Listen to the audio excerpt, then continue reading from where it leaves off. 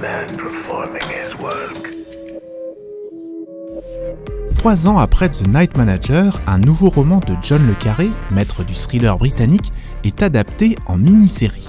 The Little Drummer Girl suspend ce retort sur fond de conflits israélo-palestiniens et de terrorisme arrive sur Canal+. Qu'en ont pensé nos 3 critiques? What's the character? L'héroïne de The Little Drummer Girl est une actrice d'extrême gauche recrutée pour jouer un rôle très spécial. Charlie est comédienne et elle se fait approcher par des espions pour l'infiltrer auprès d'un terroriste palestinien.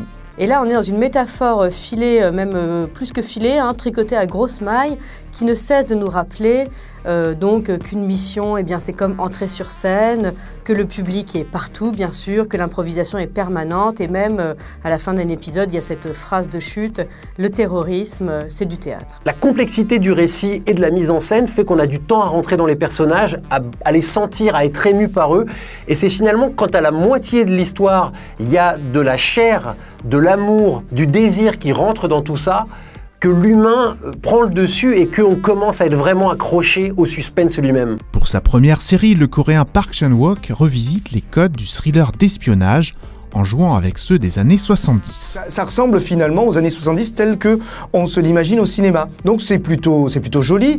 Après, moi je trouve que ces costumes, ces grosses moustaches, parfois ça nous décroche du récit. On a des jeunes femmes dans les moments là un peu plus légers des débuts de la série, donc habillées en robe monochrome, jaune, rouge, verte. On a presque l'impression qu'à un moment elles vont partir dans un pas de danse façon La La Land. Sur le fond, par contre, c'est assez lourdeau quand même. Il tente des choses qui fait que cette histoire qui aurait pu simplement être un thriller d'espionnage devient presque hallucinée, étrange, psychédélique parfois. En tout cas, on est plongé dans l'intériorité de cette histoire-là. Au-delà du suspense, du côté ludique de la mini-série, The Little Drummer Girl se déroule sur une toile de fond toujours d'actualité. On a par exemple ce jeune Palestinien qui constate que le monde occidental s'en fout du conflit. Et ce monde occidental, c'est cette jeune actrice, dont un autre personnage d'ailleurs lui dit à un moment « Mais alors, tu ne crois en rien ?» puisque eux sont pris dans des convictions, des idéologies tragiques, et elle est purement une actrice. La série joue sur le jeu, sur les faux semblants.